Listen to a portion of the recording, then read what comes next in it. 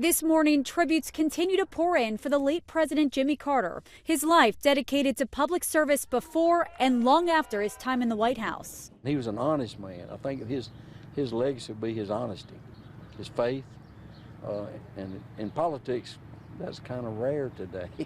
Mourners across the country paying their respects, from Atlanta outside the Carter Center to the United Nations. I would ask all in the chamber now to rise and join in a minute of silence in memory of President Jimmy Carter. And even on the floor of the New York Stock Exchange.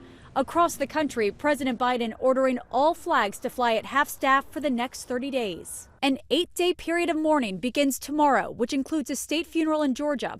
President Carter's remains will lay in repose at the Carter Presidential Center, then flown to D.C. to lie in state at the U.S. Capitol, and end with a national memorial service in Washington, where President Biden will deliver his eulogy. I, Jimmy Carter, do solemnly swear. Jimmy Carter took the oath of office in January 1977. His critics will argue that his presidency had mixed reviews with challenges at home and abroad.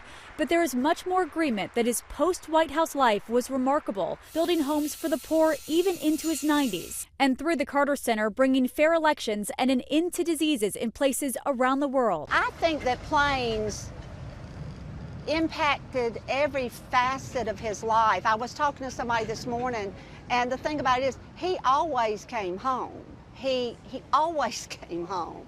Carter's body will then be laid to rest at his home in Plains, Georgia, alongside his wife of 77 years, Rosalynn Carter.